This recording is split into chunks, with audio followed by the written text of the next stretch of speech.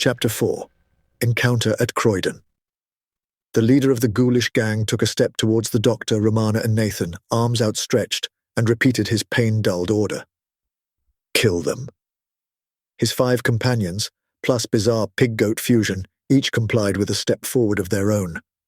Behind the 2 Time Lords and the crumpled detective, Northwestwood Cemetery gate barred their retreat, Lou, Timmy and Penny staring in horror from the other side, helpless to intervene. The doctor looked left and right desperately before grabbing his companion's wrists. "Run!" he yelled. With that, he dragged them with him as he dodged to the left of the advancing, menacing Albions and passed, with all the speed they could muster. Deeper into the cemetery. "Doctor!" Romana piped up as they ran. "You're taking us back into the graveyard! This seems a little unwise." The doctor had by now dropped both their wrists to enable all to pump their arms freely. It also allowed the doctor to raise a finger. "It seemed to me unwise to try and scale a 12-foot fence or somehow break the chains on the gate before being torn apart by whatever they are." At this point, they all glanced back to check upon their pursuers. Whatever they were not slow.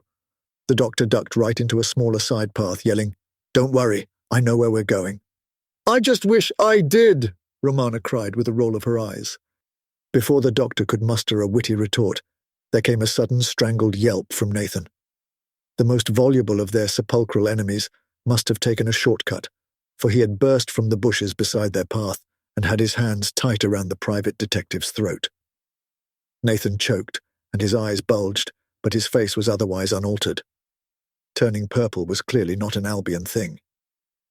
Romana whipped her sword cane free in an instant, and taking careful aim to miss poor Nathan, plunged the blade into the chest of his assailant. The weapon was buried up to its handle in their attacker's breast, but had none of the expected effects. There was little blood escaping from the wound, and what there was looked oddly thick, dark and purplish. The impaled Albion glanced slowly down at his newly acquired protrusion and gave a low, moaning growl, which sounded more weary or annoyed than pained. His grip upon Nathan's neck had not eased in the slightest. The doctor ran up and pushed the skewered Albion hard in the chest, with the palms of his hands either side of Romana's weapon. The injured individual pitched over backwards, losing his grip upon Nathan and sliding free of the sword stick in the process. The doctor grabbed Nathan and Romana and forcefully encouraged them to resume their run, Nathan coughing and rasping, while Romana quickly sheathed her weapon without cleaning it. "People or things really seem to take a shine to your neck," the doctor observed to Nathan. The detective merely nodded and coughed some more. And in spite of the unearthly origin and strength of Rongad's blade, the Argon's weapon proved remarkably ineffectual. Romana looked a little pained at the mention of the former owner of the sword, but was forced to agree. "It does seem stabbing these weird hunters is utterly useless." The doctor waggled his head, looking at her grimy weapon. "Perhaps not. We shall see," he said cagily. They could still hear the hunt crashing through the undergrowth and grinding over gravel close behind. Suddenly the doctor stopped. "Doctor, what are you doing?" Romana asked. "Quickly, in here," the doctor barked. With this he dashed into a grand, roughly cubic building, like a small Greek temple with solid walls. Nathan and Romana quickly recognized it as the tomb through which they had entered Northwestwood Cemetery. They dashed in after the doctor. The companions traversed the tunnel to the cellar of Dunbar House in no time at all. All 3 haired through that room and scrambled up the stairs to the corridor above, the doctor leading the way, Romana just behind and Nathan bringing up the rear. As they stood there panting, a look of utter horror seized the doctor's features. He dived back down the cellar steps, Romana and Nathan now looking equally horrified at his inexplicable behavior. They heard a muffled thump and a sound of grinding metal. Finally, the doctor reappeared, with a weary and more sedate pace. "The door was left open," the doctor said in exasperation, his face still shocked. Nathan remembered he had been the last one through. "I'm sorry, buddy," he rasped painfully, now with a sore throat to match his already injured tongue. The doctor threw up his hands. "But think what might have happened," he cried, "if we'd left a perfectly good and serviceable barrier unlocked while being pursued by a murderous horde." Romana frowned at the doctor. Yes, I think we all understand," she said cautiously. "I mean," the doctor continued, undaunted, "even if we had escaped unharmed, imagine what might have happened to the surrounding community if we'd let those things roam free into Northwestward. Can you imagine what the papers would say?" Nathan nodded, sheepish, but also confused by the ongoing tirade. Romana decided to step in. "Doctor, you really seem to be laboring this point, more than even I would have thought necessary," she advised. The doctor frowned, shaking his head. However, his mood seemed to subside.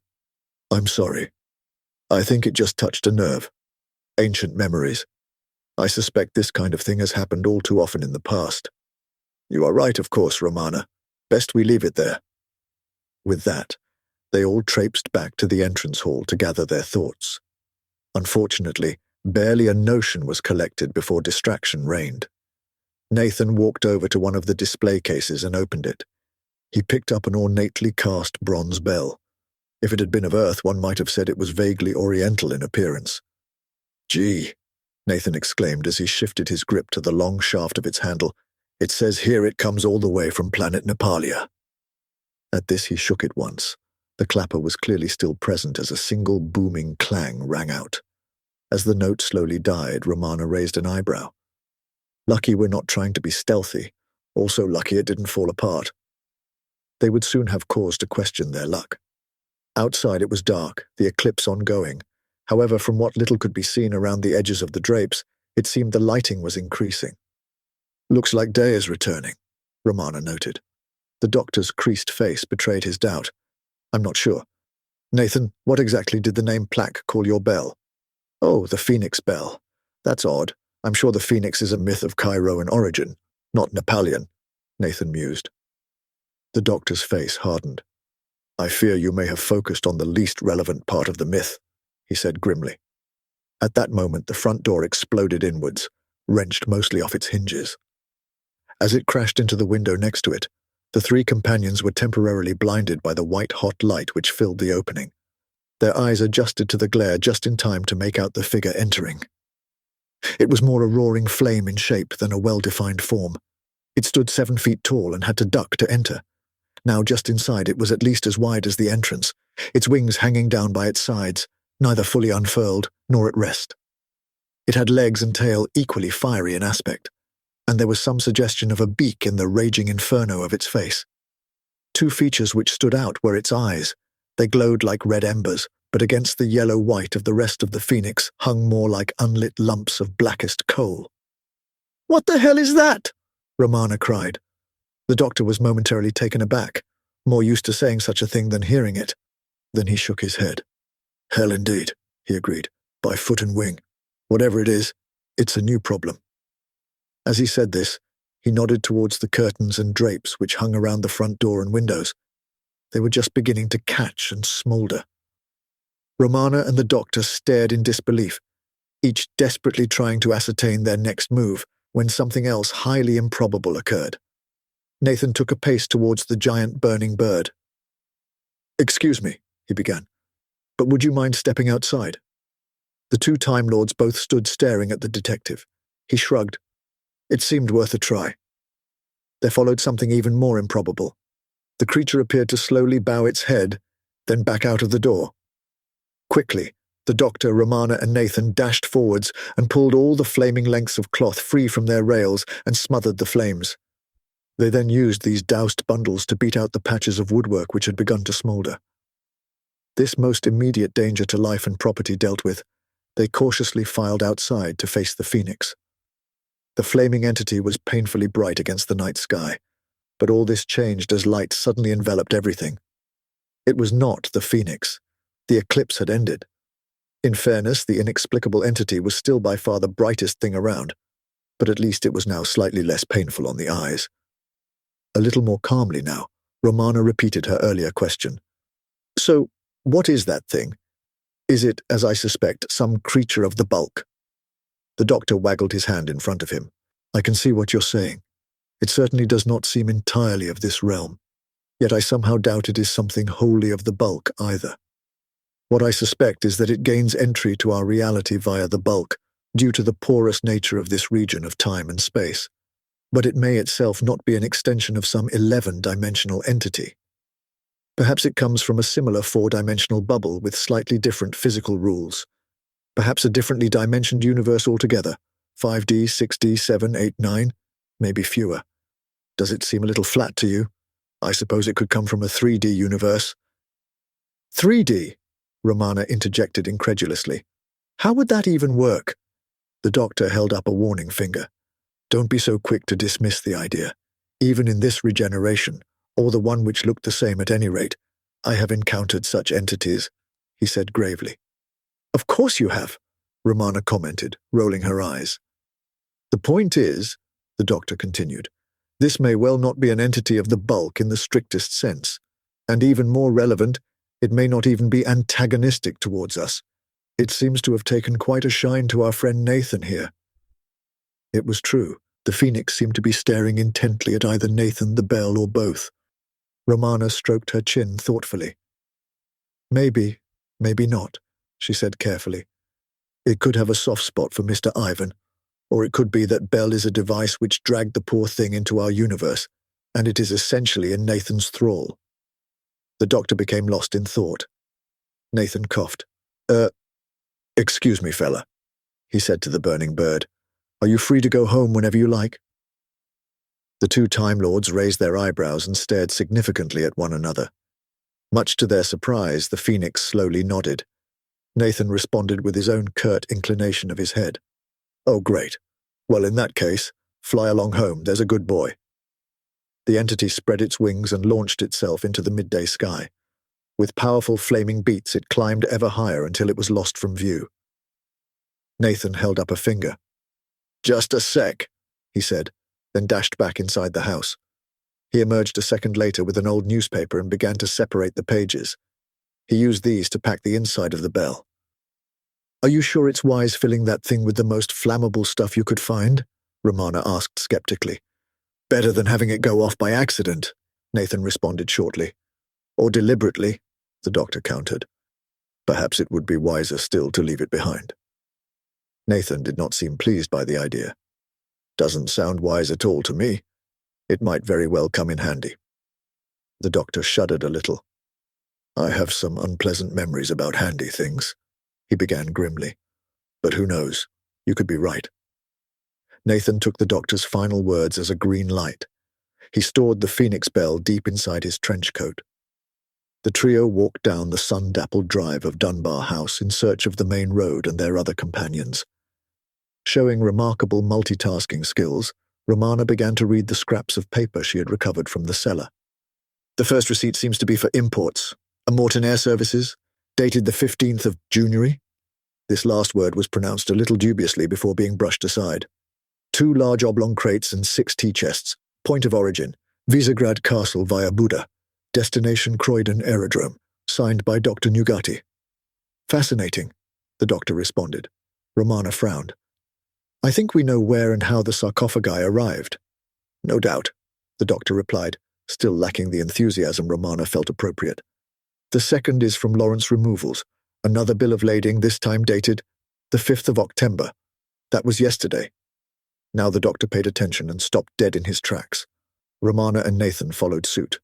Romana, what else does it say? The doctor asked in hushed tones. Less stuff this time. 4 tea chests and 2 trunks.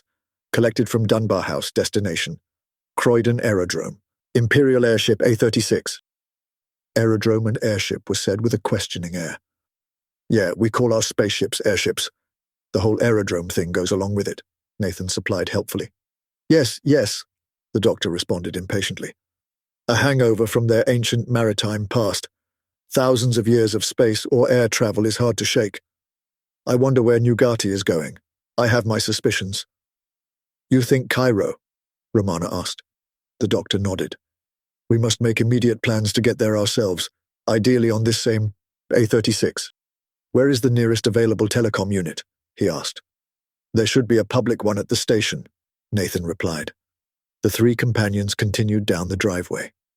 Almost at the road, they ran into Lou, Timmy, and Penny, hurrying towards them. They quickly apprised them of their plan, and then all headed back to North Westwood Station. Upon their arrival, they discovered the telecom was out of order. No matter, the doctor said briskly, yet with a worried frown. We'll call Sir Arthur from Gloriana Station. Not just about the flights. Something needs to be done about the cemetery. It was a short wait for the next Londra-bound train, and in 10 minutes they were all seated in another 6-person compartment. The doctor and Romana sat together this time, Nathan on her other side, while Lou, Timmy, and Penny sat opposite. The doctor stared for a long while at Romana's sword stick.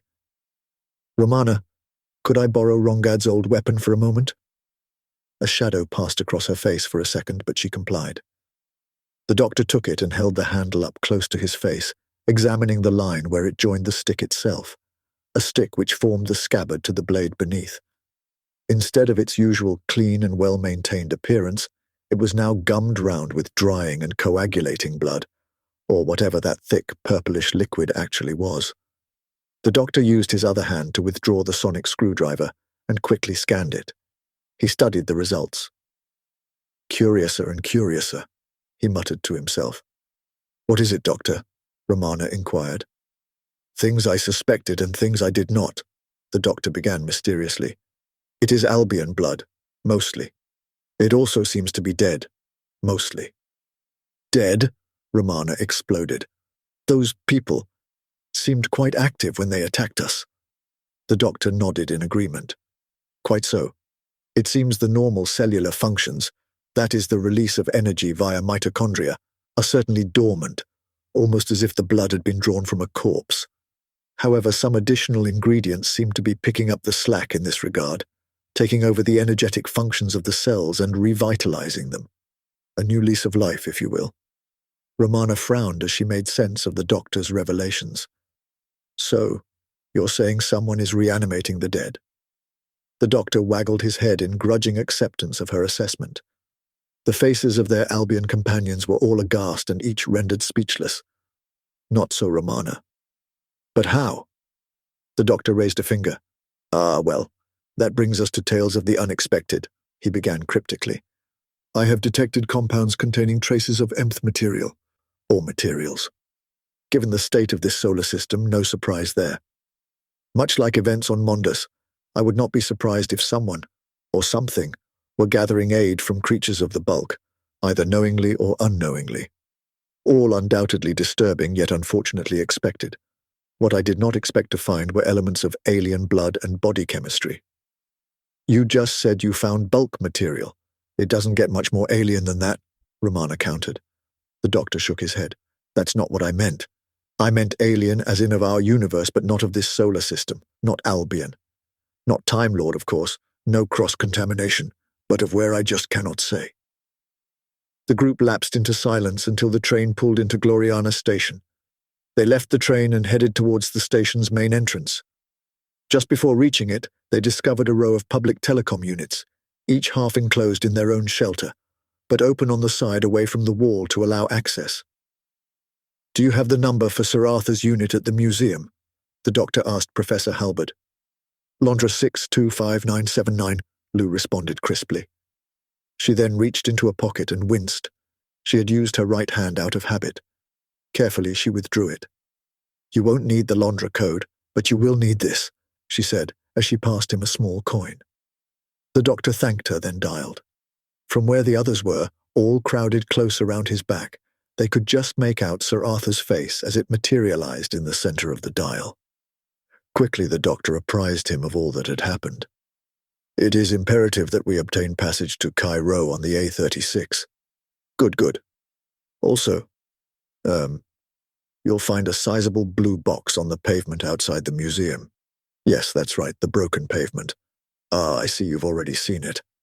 Anyway, it is vital that it is shipped with us on the A36. It contains technical equipment of unparalleled value from Xeron, and we will need it.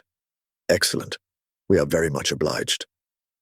The doctor looked less sure of himself. Now, of these beings we encountered in Northwestwood Cemetery, they absolutely must be rounded up and contained. They potentially pose a very great threat to the residents in those parts. What? No, I wouldn't mention the Xeron delegation while trying to persuade your government to intervene. Yes, I do think a military, or at least armed police response might be necessary. I just don't think mentioning the Xerons would be helpful. Before the doctor could continue his garbled argument, Lou wrenched the handset from him. Arthur? Lou here. Just tell the authorities that some swarthy foreign agitators are posing as good, honest Albions and have taken to thievery, grave robbing and worse, all while hiding in Northwestwood Graveyard. Exactly. And with that, Lou Halberd slammed down the telecom. Nathan, Timmy and Penny gave no signs that Lou had said anything untoward. Some distaste was clearly evident upon the faces of the two Time Lords, however. Lou huffed and stuck her hands upon her hips. Look, I obviously don't hold with what I just said, but I have no illusions about our empire, good or bad, and unfortunately an unhealthy dose of jingoism can have a remarkably energizing effect upon our civil servants.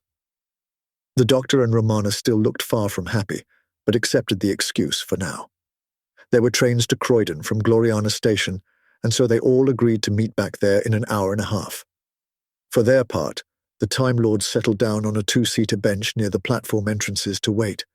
There was nowhere else for them to go, their TARDIS presumably already in transit as cargo.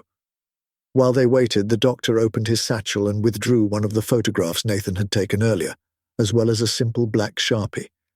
He pondered something for a moment, before making a decision and drawing a rough oval around a section of the picture. I think I'm beginning to make some sense of all this, he declared cautiously.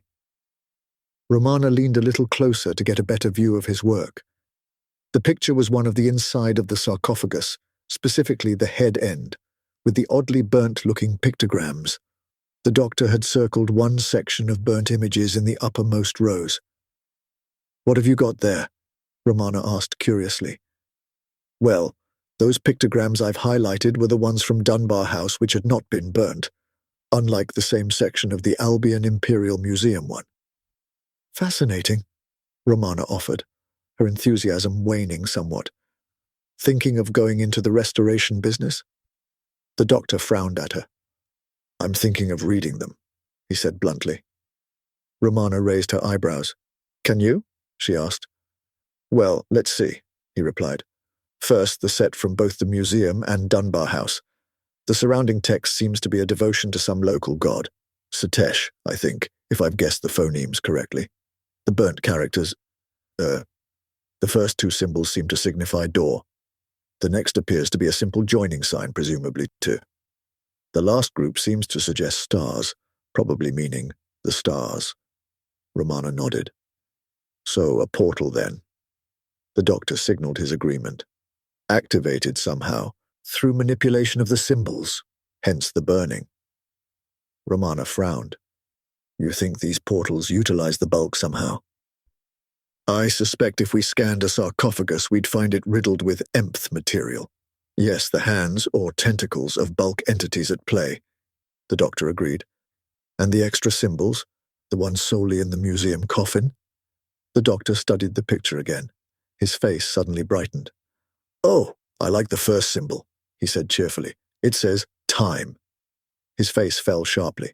I must say I'm not such a fan of the second one. I believe it means kills. Romana's head bobbed knowingly. Some form of trap or safeguard, perhaps exactly intended to prevent pursuit of the thief. I guess he was expendable. So it would seem, the doctor concurred. I suppose these could form quite a useful mode of transportation if rendered safe, Romana mused. The doctor raised a skeptical eyebrow. If they could be rendered safe, and that's assuming we could get them working at all, and understood how they're connected to one another, or indeed knew how many there were. Let's just say I'd rather not have to find out. The two Time Lords lapsed into contemplative silence. Their train out of Gloriana Station once more afforded stunning views of the Atlan Ocean, replete with sweeping viaducts. the one they were on this time slightly to the east of the last one they had taken, and marginally longer. They pulled into Purley Way Station, the nearest serving the spaceport, on the slightly less urban, more countryside landmass of Croydon. A short ride in some cabbies brought them from the station and into the sweeping vehicle entrance of Croydon Aerodrome itself. The cabbie drop-off point was directly in front of the large glass revolving doors of the main terminal building, a modern construction of neoclassical design but with many influences harking back to ancient Cairoan monumental architecture. If it had been on Earth, one might have said it had Art Deco touches. Once inside, the museum party looked around the cavernous entrance hall until they spotted a side corridor leading to a cafe. They knew from the departure boards that they had a couple of hours to kill and so found two neighboring tables in the cafe, ordered drinks, and settled down to wait. Something had clearly been bothering Romana. Your society, indeed most of your societies across the Upsilon Orionis system, appear to be based upon information gleaned from the Encyclopaedia Britannica. This I understand. What I don't understand is why have you modelled yourselves so closely on the earlier half of the 20th century? The encyclopedia you discovered was from Earth's 25th century.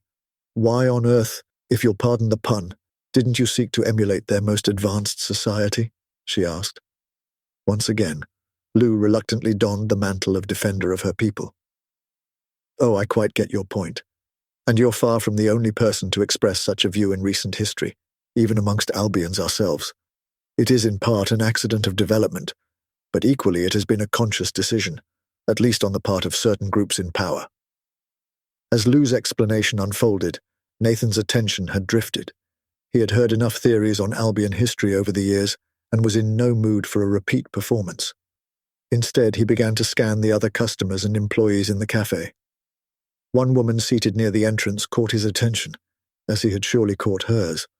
She was staring back at him, smiling faintly. In part, it is the accident of our technological level.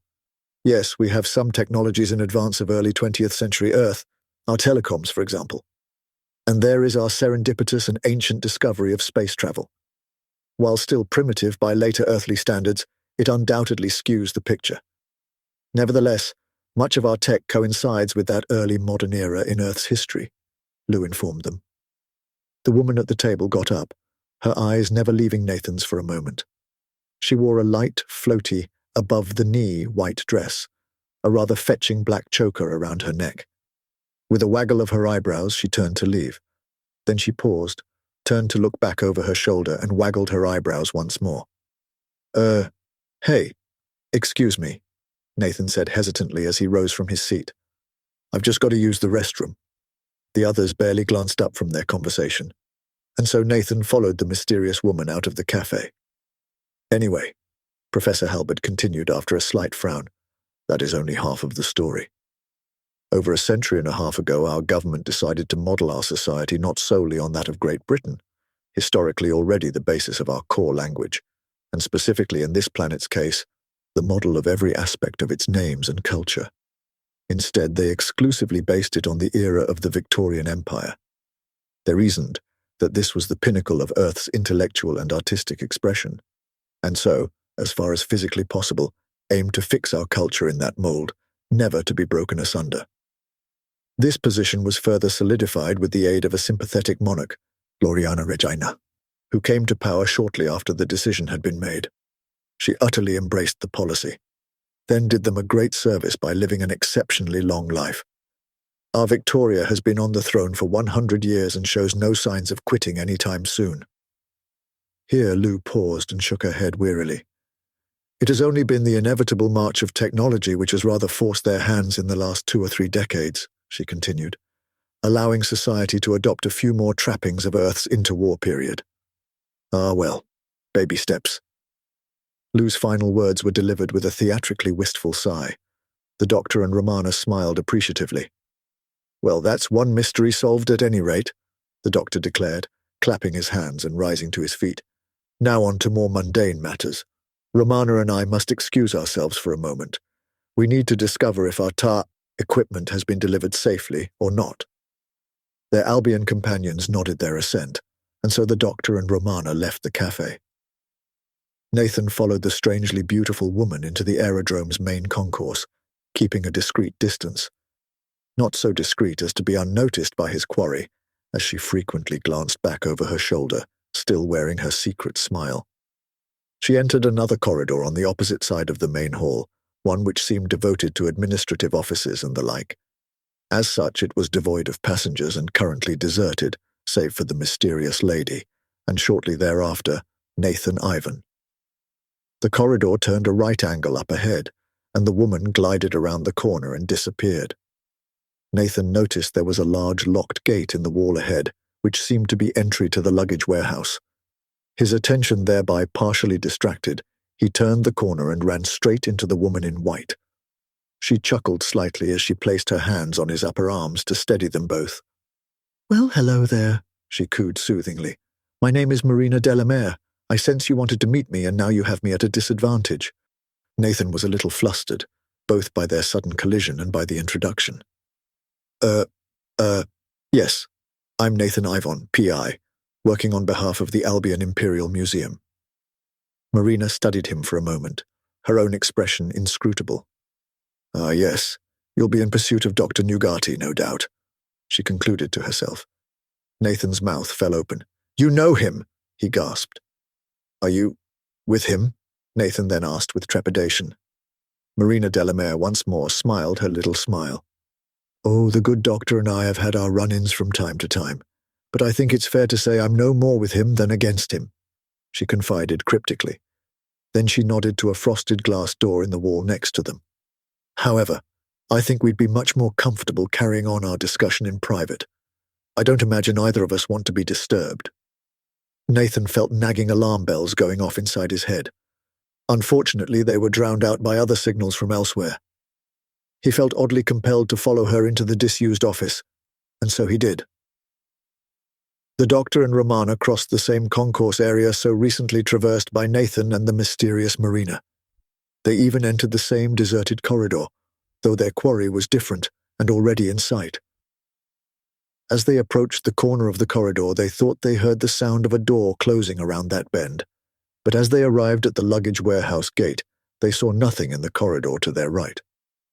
The doctor knocked upon the gate. They were greeted with silence.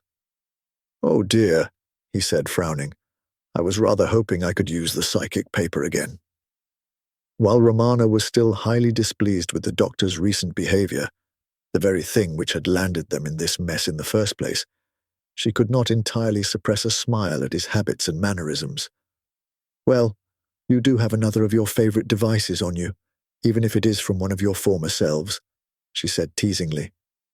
The doctor harumphed, but withdrew the sonic screwdriver. With a quick burst, the door's lock sprang open. Taking care to be as quiet as possible, they opened the gate and entered the warehouse.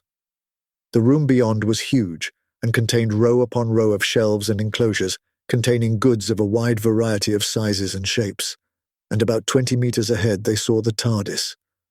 Whatever relief they felt upon seeing it safe and sound and ready for loading was utterly overshadowed by the shock of what they saw standing 5 meters to the left of it. He was studying some nearby crates and looked human, though both the Time Lords knew he was not. Romana gasped involuntarily while the doctor's face darkened considerably. Although the individual was partially turned away from them, his clothes, hair, and form were instantly recognizable. He turned towards them and broke into a broad grin. "Doogie Rev." The office, which had been commandeered by Marina Delamere, appeared to belong to a Morton Air Services, judging by the various advertising paraphernalia scattered around the room. Nathan guessed they had gone out of business a couple of weeks ago, if the unflipped calendar on the wall was any indication. Marina tugged him towards the empty desk which dominated the middle of the room. She sat upon it, one knee drawn up provocatively in front of her, that foot on the desk itself. Her other foot remained firmly planted on the floor. "I can tell you desire me," she said in sultry tones, never once letting go of Nathan's arm. A look of uncertainty passed across his face, and it seemed for a moment he might pull away. "I only seek to help you," Marina continued reassuringly, "in oh so many ways." Nathan felt his will to resist melting away. He moved one knee up onto the desk, his leg touching hers. All the while he kept his other foot planted firmly on the floor. He grabbed her shoulders, pulling her close, and thrust his lips against hers. They kissed for many long moments before finally breaking for air. "I've never felt like that before," Nathan gasped, before shaking his head and recovering some small semblance of self-control. "You say you want to help me. How?" Marina Delamere gently pulled his head closer and kissed him once again. When next they broke, she gave her other answer. "That scarab you are pursuing, the one now in the hands of Dr. Nugati, it is a key, one which will release a long-trapped demon who will devour the world unless we stop it." Nathan looked utterly incredulous and even pulled away from the woman a little. "Don't be ridiculous. I won't say there's at least one person in our party who'd lap up all this demon business, but I'm more a man of the physical." "Oh, I can tell," Marina interrupted with a wink. "And there's no way you could know what we're after unless you're working with Nugati. And all this demon stuff is just bull." Marina frowned and thought for a moment. "Let's just say that where Dr. Nugati is concerned, I have my sources. As to the whole demon business, well, let's try another tack. You are aware, are you not, of the work of Albert Einstein? Funny, ardent little fellow." This latest statement did nothing to dispel Nathan's increasingly fixed look of incredulity. "Yes, I'm aware of him. He was a human who died over 200,000 years ago, a quarter of a galaxy away. And yet you make it sound like you knew him well. Very well indeed." Marina looked a little coy. In spite of himself, Nathan stroked her face. "Oh, very well for a while. You see, my people are not quite like yours, or humans for that matter. We may be born of 4 dimensions, just as you or dear funny little Albert were. But our origins are from a somewhat higher plane. We're not so fixed in time and space as you Albions are." Nathan looked truly aghast by this point. It was not so much her words as what he had uncovered as he removed his hand from her face. On his fingertips he could feel a greasy substance, identical in color to his own skin. His fingers had left lines wiped free upon Marina's face. These tracks were not white as with any Albion, but were instead a strangely greenish grey. Romana stared at Rongard, eyes wide. "Rongard!" she gasped. "I thought you surely dead." Rongard waggled his head, still grinning. "And I thought you surely gone for good. It's certainly been long enough," he responded cheerfully. Romana shook her head, confused. The doctor merely continued to frown, studying the Argond archaeologist intently. "Been long enough?" Romana finally said. "But it's only been a matter of weeks for us. A couple of months at the most." "For you, maybe," Rongard said significantly. "But I haven't seen hide nor hair of you for over 1,000 years. I mean, true, a blink of an eye for the likes of you or I, no doubt, but more than a couple of months." Romana shook her head, still unable to fully accept the sight before her. Rongard was dressed exactly as when they had last met. Crumpled white shirt, tan trousers, satchel over one shoulder, shades perched on his forehead. He had even acquired a replacement sword stick, identical to the one in Romana's hand. She looked down at it, then back to Rongard. "I kept this safe for you," she said in hushed tones, offering the weapon towards the Argond. Rongard chuckled. "Nah, keep it," he said breezily. "As you can see, I've another one now. Granted, the blade is a little less extraordinary than the one you have, but it does the job." Romana slowly replaced the tip of her sword cane upon the ground, then finally shook herself free of her state of shock. "We saw you die," she said firmly. "How are you here?" Here Rongard looked a little sheepish. "Well, we Argons have a certain ability, evolved for stressful situations. It's primitive, instinctive, and seldom used. We can die for a short period if necessary." "And have you used this often?" This question came from the doctor. "Well, no, it's not something we treat lightly, and usually we like a bit more warning and preparation. The only other time I did it was for a year, for tax reasons, and it was done with lots of planning and care. This time was spur of the moment, and a lot more chancy. You wouldn't believe how relieved I was when I came back to life a few hours later. All the survivors had wandered off, of course.